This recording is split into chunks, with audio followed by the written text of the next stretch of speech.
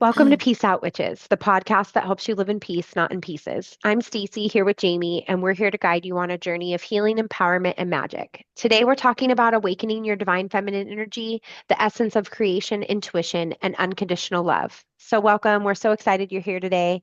And we want to just take a quick moment and take a sacred pause. We always like to start our podcast with a few breaths. So, if you can just take a few deep breaths with me, I like to take 3 deep breaths.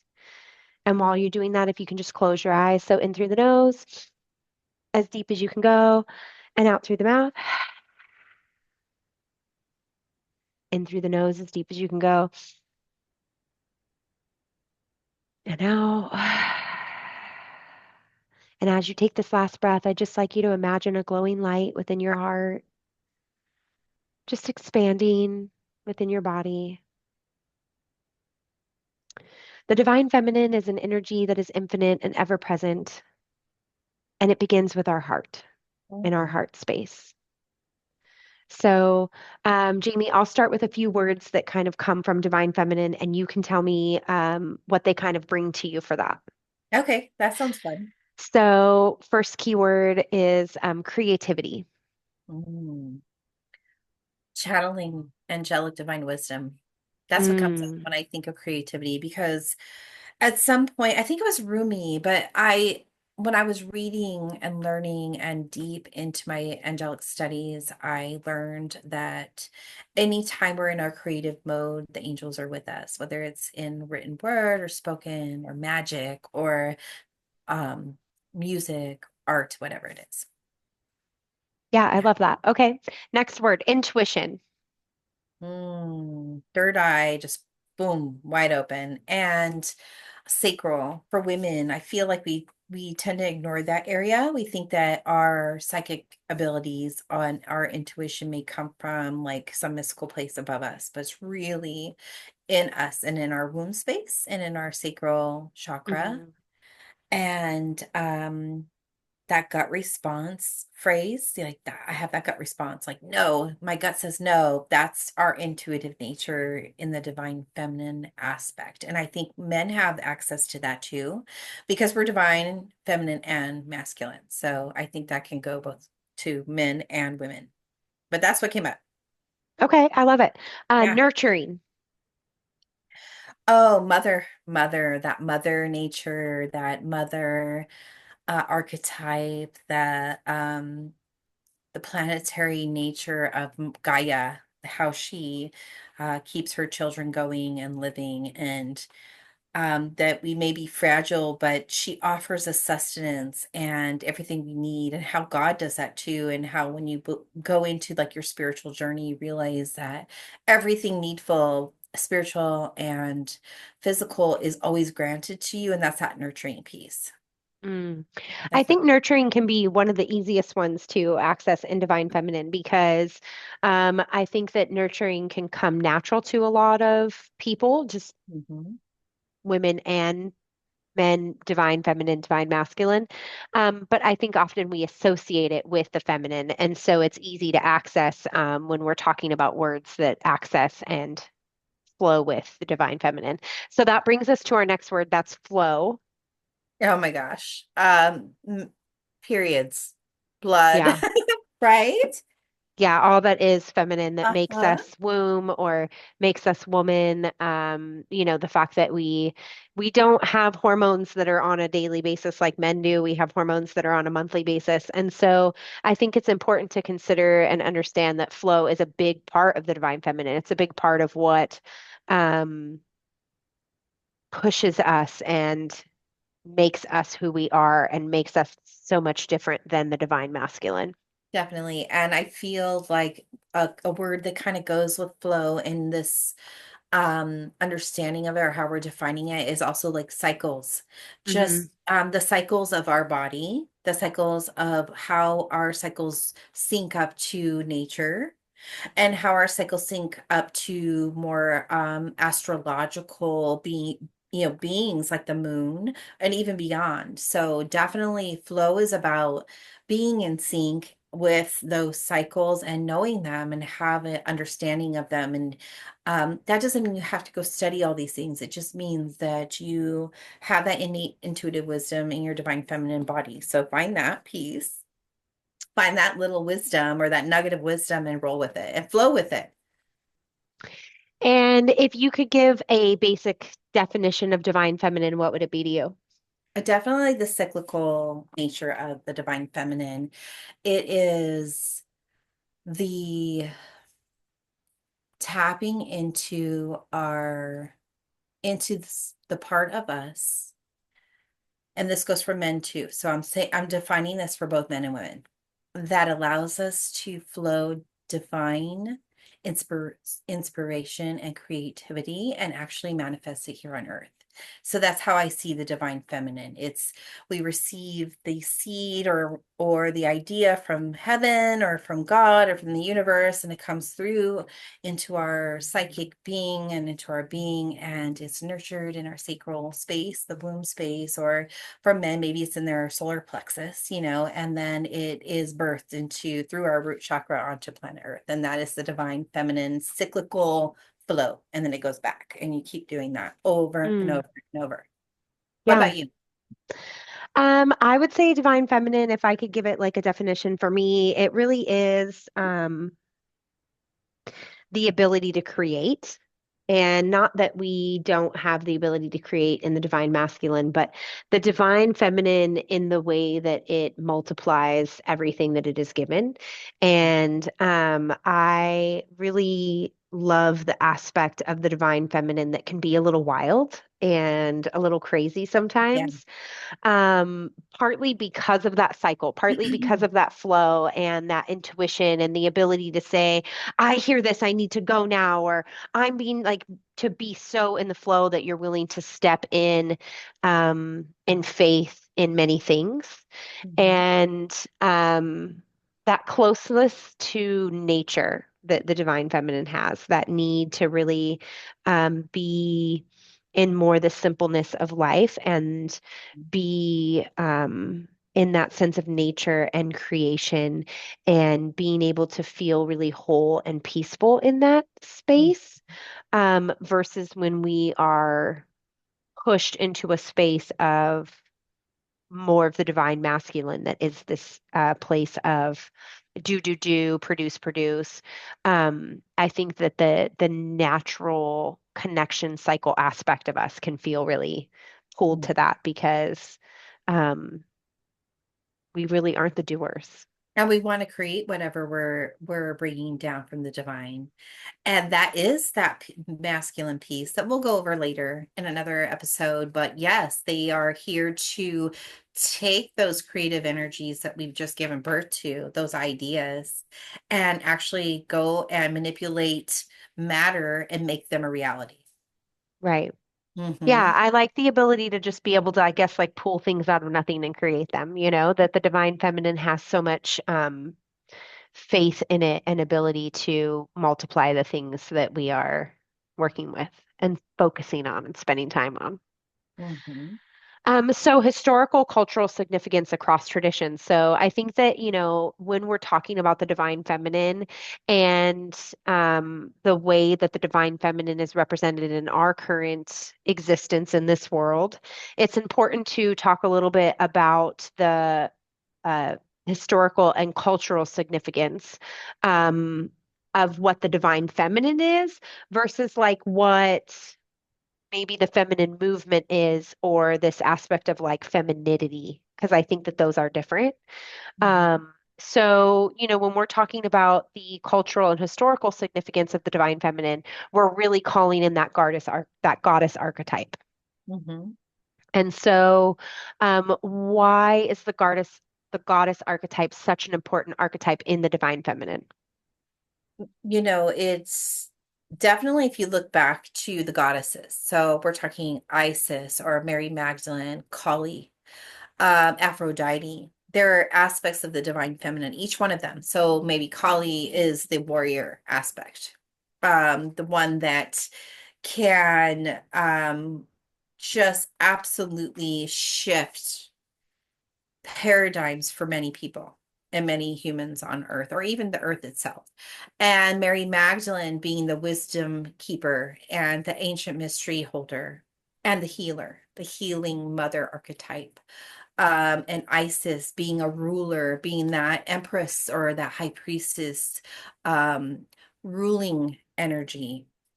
And so these goddess archetypes are in each one of us.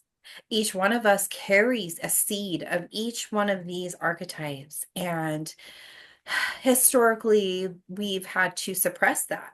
We've had to suppress those pieces of us as divine feminine, especially when we start to tap into more and more of our divine feminine. I think now, thank goodness, we live in a time and era where we can tap in and actually like harness that magic that comes with each type of goddess archetype and divine feminine wisdom that comes from each one.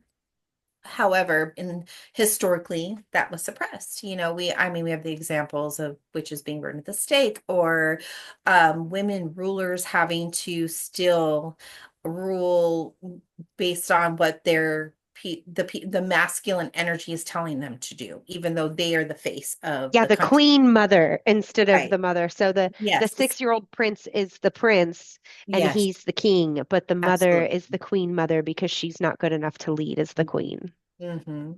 And then even if we were to talk about Mary Magdalene for a minute and her working as an equal in a sense, and the yin and yang piece of Jesus and her. Okay, if we were to pair them together and this kind of like divine masculine feminine, definitely she embodied that divine feminine wisdom, but it was always kind of like, taboo to even talk about her because she was labeled a prostitute. She wasn't even given her due in Hmm. history and or in the Bible because of that, because she was so powerful, I believe personally. And many other people believe that as well. Like they shared that wisdom that Mary Magdalene carried some powerful energy, and her story was rewritten in order to suppress her because she was the divine feminine and fully embraced it. And Jesus fully acknowledged it and fully accepted it in that way. Well, and I think one of the reasons that we call mystery schools, and a lot of mystery schools are really about that awakening of the divine feminine, is because so much of the divine feminine was lost. So much of the magic and the importance was lost when the balance was lost. When the balance of divine feminine and divine masculine was lost, we lost a lot of the trust. In the world for the things that were coming through the feminine in magical teachings. And so a lot of these became, what we consider the mystery school teachings at this point. And um, there are things that will lead us down to understanding what is important to look at when we're looking at our Mhm. divine feminine and what is important to look at in our divine masculine. So I'll give an example real quick, or a quick story, I guess. I was working and I had a brand new baby and another baby on the way. I was pregnant and working full time. And I was in the mode of creating a baby, but in the mode of creating the job that I had also been working for many years. And at this point, I was working in a new career, maybe 2 or 3 years in, and had done a lot of college to get to this career. And it was very go, go, go, do, show up every day. Um, 6 weeks after having a baby, I was, right back into work. And Mhm. there was this process of disconnection that led to burnout because of the rigid um, schedule that I was being like, ran on. And because every day I had to show up and suppress my emotions on a daily basis. And what this did was it really put me into a mask of survival mode. But I was raised in the 80s and 90s, hello, where I am woman, hear me roar. Mhm. That's Divine right. masculine was not presented as or recognized as important. No, it was represented as the new feminine movement. Hmm. that's the access that we needed to, that's what we needed to access in order to get to become who we thought we needed to be at that time and have the same rights or the same wage, whatever it was in the moment. Yeah. And so while we Really don't relatable. believe that feminism is wrong or that it's bad, I think that there's a time and No. place for things. The Mhm. important part is that oftentimes when we are working in the divine masculine for too long, it pulls us out of balance. And, a lot of the reason comes to when we get to the point where we become mothers, right? Like in our 20s, maybe even our early 30s, maybe you're not a mom yet. You're in a place to be able to give and be able to produce and be able to create all of these things within the outside world. Right. But when you become a mother, and you begin to connect with the thing that you're growing inside of you, you begin to embody a presence that is required of you. That's true. And it's not because of meditation or journaling or snake or music or dancing or anything that you would think is the divine feminine. Hmm. It's because you literally have a little baby who's sucking on your boob. Hmm. And there you are in this moment. You are completely created to feed and be everything that this little baby needs. And yet, at the same point, you're in a society that's pulling you back to work and pulling you back to these spaces.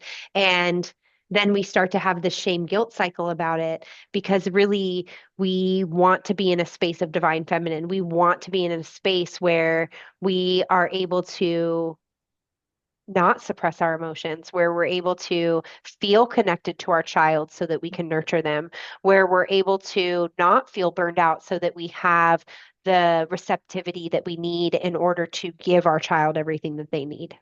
Hmm. Yeah, I experienced that exact same thing. And living in that divine masculine and it felt like I was ripped apart from my child, even though I still had those moments of nursing for several years and I'm still the mother and I'm still raising my child. That quick departure after they're born, that sense of like, I got to get back at it and, get back to work or whatever it was. And, you know, a lot of these things are choices. So, and some people don't have choices in that regard. They just kind of have to do what they got to do. Hmm. And I feel like for me, I was kind of in that position with both my children, and that's okay. It's okay. It was definitely part of the journey to be who I am right now and to have a deeper understanding of what works for me and what doesn't, and also to allows me to then connect more with my divine feminine and awaken it more, because during that time I was so burnt out and I was so in that cycle of shame and guilt and so in that and I think that's what caused the burnout was the shame Hmm. cycle, because my emotions were crazy. I mean, raise your hand if you had perfect emotions and felt at ease and peace the whole time after you had your baby. Not one woman is going to raise her hand. I mean, Well, and I think that there's this big part of divine feminine that we don't talk about, which is the wild divine feminine. I mean, she's mm, wild. She has to be able to get shit done. Okay. yes, Like she yeah. has to be able to, um, me, for example, I have four children. Okay. If there's a fire, I have to be able to get all four children out of the house. Like Mhm, the things that I have to be able to access in my energetic and spiritual field in order to be a mother are not respected or valued in our current society. And that is why it has been so vital and important for the divine feminine to rise in the way that it's been rising in the last 10 years. mhm. Yep, agreed. Hmm. Because we can't continue in this way of the masculine because it burns us out, it puts us in survival mode, and it doesn't allow us to honor creation or the flow. Or passion, or joyfulness, or cycles of life. Yeah. Well, and I think it's Uh-huh. important to talk a little bit about divine masculine. So let's go quick down the hill of divine masculine. Like, just give Mhm. me, like, I don't know, five quick words for divine masculine. Hmm. Um, Creating something from nothing and actually in physical form. Protector, warrior, um, Grounded, grounded, uh, safe. big picture holder. Mm. Because I think the divine feminine holds the big picture too, global picture, but also the divine masculine, when there's in their divine masculine, hold that vision too. So it's an equality. Equality. Well, and I love the idea of looking at the divine feminine and divine masculine from the archetype of the caveman. That's funny. Okay, go And the ahead. reason is because the caveman, is very um primal into our brain, right? It is our amygdala. It is the place where we go, our reptile Survival mode. brain. And so when we think about the divine feminine and the divine masculine in the caveman days, we can think about like the divine feminine who would have been closer to, the cave. And because Mhm. she would have had a smaller baby that she would have had to keep safe near her and on top of her. And she probably would have slept 24/7 with that baby on her chest or on her 100%. back. That Mm-hmm. baby was not in some kind of anything anywhere other than on her body. Hmm. And she would have been not too far from where she had to go because, of course, she had the baby. So she would have had to been able to access water and her bed and shade. She would have been, the one who was collector of the berries and the different foods. She would have been the one who needed to know all of the herbology around. Oh my God, herbologists.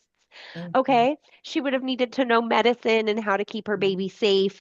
And she would have needed to know how to keep her safe as a warrior too, but only when needed. That's true. And then when we think of the caveman, he would have Hmm. had to venture off far away from the cave. He would have had to find the deer, bring the deer home. If you come back to this cave without a deer, you better not you're not going to have a cave, honey. Hmm. Okay? Because I need to feed the baby and I can't feed the baby without the deer. So you better not come home without that deer. Hmm. So he's out for days and weeks hunting the tiger and the bear and the deer. And he's not looking for all the tigers and bears. He's Hmm. looking for one. And if Hmm. he loses that one, he ain't coming home. So he's really good at Focus. being single focused and perfect and suppressing all of his emotions. And he's good at providing and protecting. And he's going to come home and he's going to say, "Look at honey, I brought home this beautiful deer." And she's going to say, "Yay, you saved our family again." And they both get to sleep fine. Hmm. And there's this aspect of our society that also we know of where, like, the divine masculine, he can relax. He's on the fucking couch while I'm over here cleaning my house. What the fuck? But she's the manager. But And if you she look doesn't at know your how to relax. analogy, if you know, Yes, if you go into your analogy, she's the manager. She right. managed all the bits and pieces. Yep. And she has to know each of the seasons and when to grow the things and Yeah, when not to that's grow the things right. because Wisdom he's keeper. always out, which makes sense why we ended up being out of the home and in the home. That's true. But there's this aspect of connection Mm. to the home and connection to nature and connection to intuition and nurturing that is really important. And, they even say that like kids get the most affection from their moms from cuddling and their dads from playing. Mm. And I think that really is a great sense of the divine masculine and divine feminine because the divine feminine has to be aware of the danger all around and how to provide. And the divine masculine, he does too, but when he's with the divine feminine, he can kind of err on that as well. He relaxes just like she does, But and he then was they in can kind of serious play. he was in serious trauma and fear and anxiousness and determination, courageousness, and um, path fulfilled by going to get the wild animal they brought home. So when Right. they're home, they can relax because Well, it's because a he's safe the space for hero. them. It's a safe space. Yeah. They've Yeah. made they've reached their goal. Their Hmm. destination was done. Now they're home and relaxing, Yeah. recharging for the next bout of going out and having to deal with all those emotions. Well, and I also think about, I just moved to Missouri, and of course, Yellowstone is a huge thing, like the show. And Mhm. there's this piece of our existence in the United States of America where we've had a lot of this divine feminine, divine masculine fight. You know what I mean? We've had a lot of these pieces where I want you to save me and keep me safe on the prairie. Right? Mm. Because those soldiers come and they're not going to keep me safe. Those Indians come and they ain't going to keep me safe either. So you need to be a strong masculine, divine masculine to be able to keep me Mhm. safe. And I think that brings me to the point of what a lot of women deal with right now in our divine feminine is that we've spent so long working in the divine masculine. And we're so used to managing and handling it all and controlling everything. And I've got it. I've got it. I've got it. I'm good. We added more and we added more. That we forget what it's like when the divine masculine comes along, throws us on our side. Well, face down, ass up, and reminds us Mhm. that we are meant to receive. We are Mm, not meant to, give. We're meant to receive and that's so multiply. funny. Receive And and yes, multiply. that's right. It's so true. It's so true. And we could go on and on, but I think that's saved Well, for it's an hard. It's hard to receive if I'm so filled up with having to provide. that's right. If a divine masculine man doesn't come along to shut down my divine masculine, I'm going to continue to stay in my divine masculine. And I think our society and the world we live in promotes that, of course. But And men don't I actually want that. They actually want divine feminine. They actually want that barefooted pregnant girl in the kitchen do. making Yeah. sourdough bread. I think a lot of men these days are so scared of the unknown too. Like the world has just become bigger and scarier than the fields that they used to run in hunting. And they know Yes. there's a bigger danger that lurks out there. And so I think on some level that women do accept the nature of life, the cycles of life and death more, and can understand that the cycle of life and death is imminent. Whereas men have a little bit more fear, and it could be from those caveman days that they have that fear because they have to provide for their family. And now, Hmm. because of the imminent danger that is the presence of that dark energy on our planet, when they go out to be that divine masculine, I think the fear just kind of gets fed to them and it takes over. And Hmm. then they become toxic masculinity, or worse, they retreat and they can't access that part of themselves. But Well, and I think that that's yeah, important, when we yeah, are it's a on our healing own process. journey as Yeah, women. I often think about like how often part of why Jamie and I are here and where we started is because we wanted to help younger people learn before they needed to learn, before they were 40 and healing things. And sometimes there's just things that you don't experience until you experience them. You don't know what it's like to be a mom till you're a mom. Like you just don't. that's right. Mm-mm. It's just laughable if you're not a mom trying to tell a mom what to do until you're actually a mom and know what it's like because it's just different. I remember looking at moms when I wasn't a mom, and I had all kinds of judgments. And here I am with four kids, and I'm like, yep, every single one of those judgments was laughable and totally dumb. Right. So I think that we're coming into a really beautiful place in our current existence where we are learning how to accept the awakening of the divine feminine. I think for the last few years, there's been a huge awakening of the divine feminine. And I think now our society is a lot more used to things like moon rituals and seasonal awareness and I journaling do. and meditating and dreaming and Mhm. even like breath work and somatic movement and dancing. Healing. Um, Mm-hmm. More men are paying attention to women's cycles. More women are paying attention to their own cycles and actually like tracking it. Mm-hmm. And we're having a lot more experiences with unsuppressing our emotions, letting go of this perfectionist, rigid idea and this disconnection, and really finding what brings us back to sense of self. And I think as we embrace that more and more, we're actually allowing the divine masculine to show up in a divine way instead of in a way that is intrusive or abusive. I definitely think you're right. The more we step into our divine feminine and those positive aspects of those archetypes and live from them, the more we hold space for men to step into their divine masculine, and that it's okay to do that. Well, and And I it's think important. So much of that, like, I am woman, hear me roar, was really more of a demasculinization. It was a, I'm going to cut off the balls of men. We have to give them their balls back. We do. We They have need them. to give them the ability to feel strong and masculine and needed and worthy. And I think of it very much like the mom who maybe her baby's moved out, and we talk about this like empty nest syndrome, and how, oh, maybe she's not needed anymore. Mm. We got to a point in society where we told men they weren't needed anymore. And that was because the divine feminine wasn't in divine feminine. Mhm. And It that played is, two roles instead of one. yeah, that's what I love about the conversation of divine feminine is that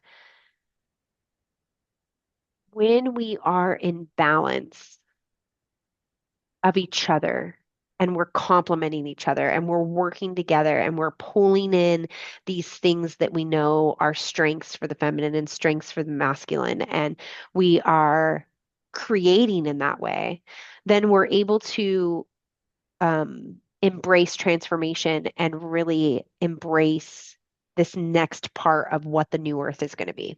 Mhm. And I think it also gives us an opportunity to become more authentic and really shed some of these ideologies that were put upon us as women and Mm, men. And we can like really become new. Like the new earth really can be a new awakening for others because we are shedding ideologies that don't fit. They never were, they're not real. They're yeah. just created and then they're adopted and then they're passed on. And it's like once you really start to do that inner healing journey of the divine feminine, or if you're a man, you do the inner journey of the divine healing of the divine masculine, you become a new person. You will be yourself more fully, and Hmm. you can step into your power more, and your life will look different and it'll be more magical. And that's what we do here at Peace Not Perfection. That's what we do with women. We just bring them back to that peace. We teach them how to authentically reach into the divine feminine that's within them and then start to live their life and make decisions and make plans for their life based from that as opposed to what has they've been told to do or their wounded heart or their traumas or anything that's like holding them back. We're able to just help them to navigate those pieces and to heal. And I just wanted to talk about just so a quick wrap up of the how do you know you're in your divine how you know you're too much into your divine masculine and not your divine feminine. What would you say are like the top five things? So I think for, women, Mm-hmm. usually when they're feeling burned out or in survival, Mm-hmm. it usually is from an underlining issue of being out of the divine feminine. Mm-hmm. So it can look like perfectionism. It can look like feeling like you need to do everything for everyone. It can look very disconnected from life, drinking, drugs, anything like that to kind of remove yourself from life. Suppression of emotions, so not being able to really be in touch or feel anything.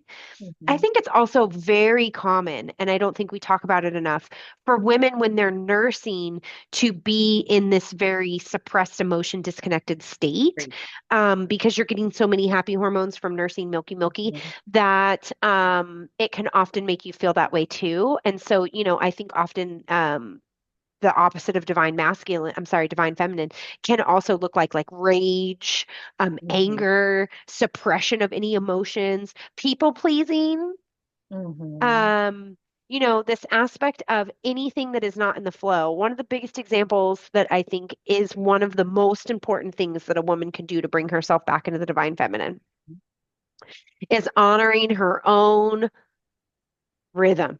Mm-hmm. Because we bleed on a monthly basis. And on a monthly basis, we are taught to suck it up, buttercup, and go work. And some of us don't bleed, but we still cycle. Yes, thank you for Mhm. that. Yep. But yes, Uh-huh. we cycle. And so, men, I mean, this is not divine masculine, divine feminine. This is just biology. Okay. Yes. Biology wise, women go through hormones on a monthly basis, 28-day cycle. Men go on that cycle on a daily basis. So their cycle of joy and happiness and reset is Mm-hmm. given to them every morning. It's Mm-hmm. also why they don't need as much sleep as we do. Probably again because they had to hunt. Okay. They had to be out in nature. They needed to be aware if there was going to be an animal that was going to kill them while they were out hunting. They needed to not be sleeping 12-hour nights. Okay. Their body needed to be able to sleep slowly, Recharge. quickly, Mm-hmm. recharge, get back out there. And roll on. Yes. Our body, again, that was more important to birth a baby, to raise a baby in our belly. That was the most important thing that our body was going to do. So that meant sleeping and dancing and moving and being closer to the earth. And so um, I find that that is the Oh, biggest it is the best way to connect. Yes. And if you way. don't bleed, I would just want to add this piece.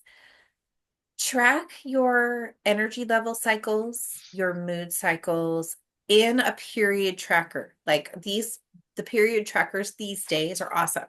Yeah, Uh, use that because it even in your app, the apps, they tell you that you have a selection of emotions that you're feeling or energy levels or and you'll see that you do cycle your hormone cycle. And if your hormones are completely out of whack, that's okay. You still have a cycle. You can track every single day. It'll take all the data and then you could see it after maybe 3 months. Okay, where am I cycling? Where do I have my yeah. ups? Where do I have my downs? And that's just a little piece of information, but that little piece of information can guide you on your life. It can guide you on your life and it can help you to determine when timing is right for you for lots of different things. But we won't go into the details of that piece. Just know that collecting your cycle, the information, the data from your cycle is really important. Yeah, and if you can't track your cycle, track it with the moon. I mean, that's why moon rituals Mhm. are so important in the divine feminine because it's a part of being seasonally aware. Like, Mhm. if I can see that there's a full moon and a new moon, and I can be able to plan my month within 28 days, and I'm always on this constant, re-existence of my rhythm of 28 days, I can begin to learn my rhythm. And normally, when we meet women who are having painful periods or really having a struggle in that arena, it's often because they never honored their cycles. They never rested Right. during that week that they had their period. They never honored anything other than what the I'm sorry, what the masculine requires of us, which is to go, go, go, I show, show, agree. show, produce, Yeah. produce. Hmm. And so when we honor that on those, in that cycle, I look at it like 1 week a month. 1 week a month, we're meant to be as close to bed as possible. I feel One that week a and I month. don't bleed. Yes, We could not leave the cave that I far. feel that right. The lion might come get us because he's gonna smell Uh-huh. us. Okay, like, Hmm. I mean, that's why I love the archetype of the caveman, cavewoman, because if you're really thinking about divine feminine in the caveman arena, right? She Hmm. would have her fire and her dance. And when she's bleeding, she would honor her cycle by being as close to that cave as possible. Right. Because she didn't have a lot of the protections that we have in this Yep. day and age where we can, have period underwear and a whole different conversation on all the things that we can use today. But That's true. there's this piece of divine feminine that requires us to be close to home and requires us to honor the cycles of ourselves. It And I think that does. Yeah. when we lost a big part of that, we lost a big part of the divine feminine. Hmm. Um, and that's part of, again, like we go on a Gregorian calendar and not a different, I mean, a lot of these pieces in Yeah. our historical Mhm. history were meant to remove the divine feminine and the divine masculine And you so can that bring we were them no back. longer working in the Yeah. divine. And you can bring them back, even though maybe your your life is based on certain calendars that are establishing your society, you can still go back to the old ways. You can bring bits and pieces that work in your lifestyle into your life in a gentle and soothing, more flowing way and manner, and it can change your life in such a profound way. It doesn't have to be drastic, it doesn't have to be time consuming or hard. It's just the divine feminine energy is very subtle and on so many levels. It's just subtle and allowing yourself to be guided and watching for the signs. There's just little things you can do each day to tap into it. So one of my favorite things to do is to call in any kind of art, like we started the episode with. Movement, dancing, yoga. If you do any kind of sport or anything like that, any kind of movement is going to reinforce the divine feminine. And then Yes. obviously there's pieces where you've got in breath, out breath. So in breaths like journaling, meditation, dream work, and out breaths like moon rituals or prayer or maybe having a seasonal festival with your friends or a sisterhood circle. Um, we used to go to a red tent to honor our periods, and we would go as a village of women together to support each other, to learn from each other, to nurture each other, to learn about our intuition and be able to grow from the elders. And so these are the pieces that we call back in that help us pull in the divine feminine and bring us back to what is meant to be on this earth anyway, which is that we are divine beings.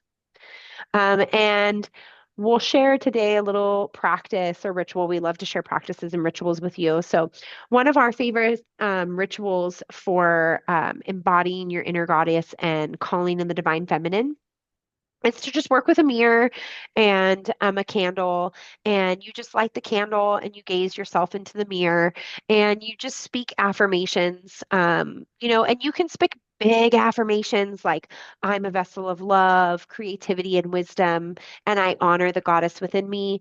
Or you can speak small affirmations like, I am loved, or I am beautiful. Mhm. Or if you're not quite ready for that, you might be able to start with, I have beautiful hair, Mhm. or start with the thing that you love about your body. And then, take that time after that, spending the time in the mirror, looking at yourself and creating love over yourself and honoring yourself. Spend some time in journal and reflection after that. We always love to invite you to do that as often as possible. It's really a great way to speak with the divine. And we always love to close any practice, ritual, or sacred moment with an offering of thanks or maybe a little honey or herbs, a flower. Sometimes I don't have a physical offering, so I offer gratitude. And if I have a physical offering, then I'll offer a physical offering. Mhm. Um, and the mirror work's great to do with like a beautiful song that you love. The point really is to try to sit there in the mirror looking at yourself for a whole song if possible, 2 to 3 minutes. Keeping your We mind with yourself, not letting it wander, pulling it back when it wanders. Yeah, Just if it being wanders, very bring it present. back. Bring Yeah. it back. I hear Mhm. people all the time say it's hard to meditate. That's okay, just bring it back. We Yeah. don't call it a practice for nothing. And then we had one question from the audience. So, how can I balance my divine feminine while living in a masculine dominated world? Definitely taking time to track your cycles, definitely a first step.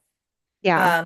Changing your rhythm when you have your up energy, your low energy. You know, when you're tired and you're going out to work, those are the weeks or the days that you need to set clearer boundaries with people if you can and let them know.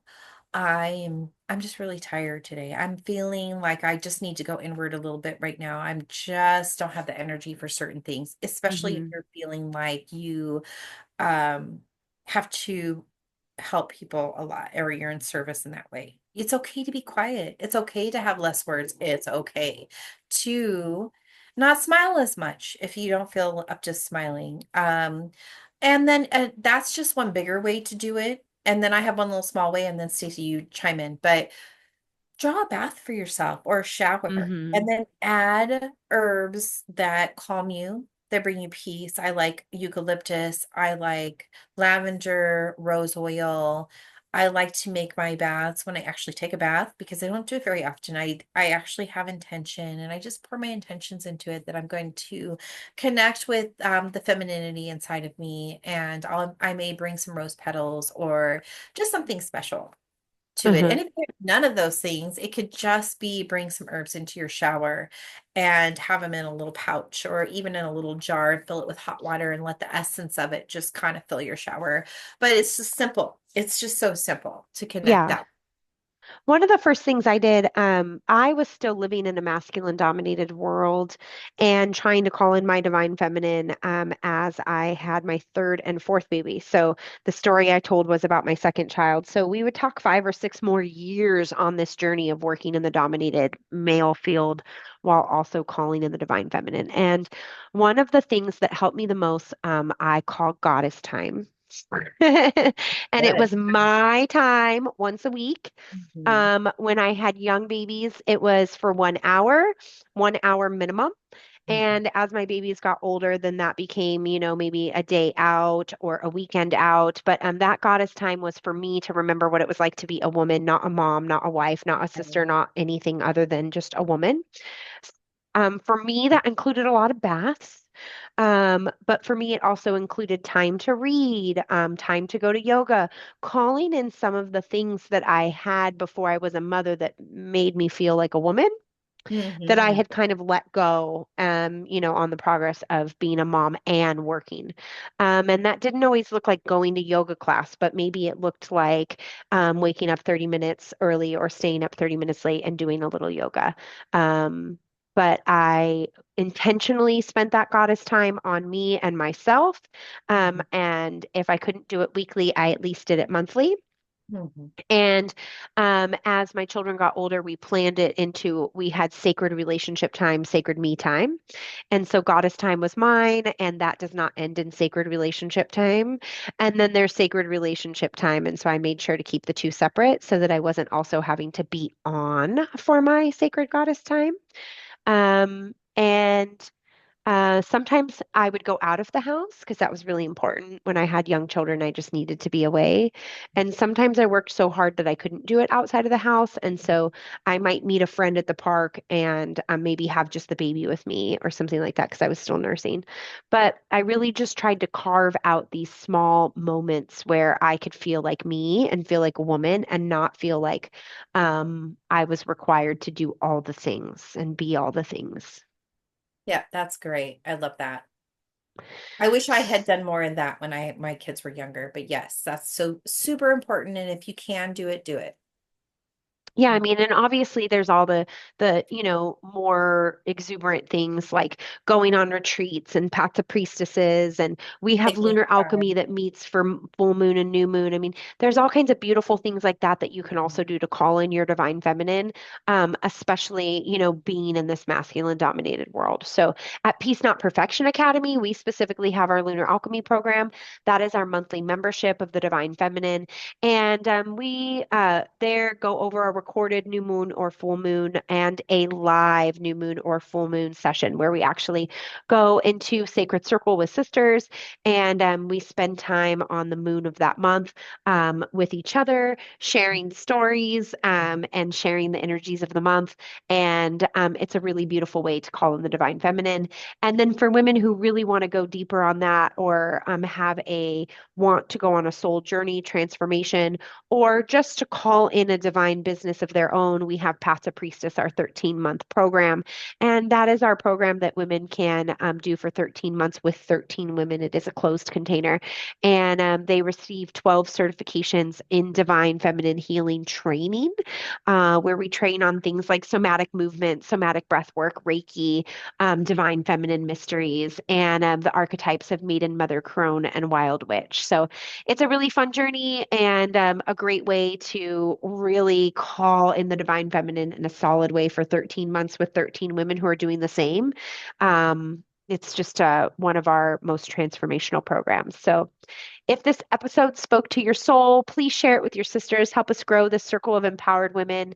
And remember, here at Peace Out Witches, we believe in your inner magic, staying grounded, staying radiant, and keep shining your goddess light. If you'd like to leave with affirmations today, the affirmation is I honor my cycle, my creativity, and my divine essence. So if you'd like to share with me in the affirmation, it is I honor my cycle, my creativity, and my divine essence. My creativity and my divine essence. Thanks I for love being it. here with us today. Thank Peace out, you. witches. Peace out, witches. See you next time.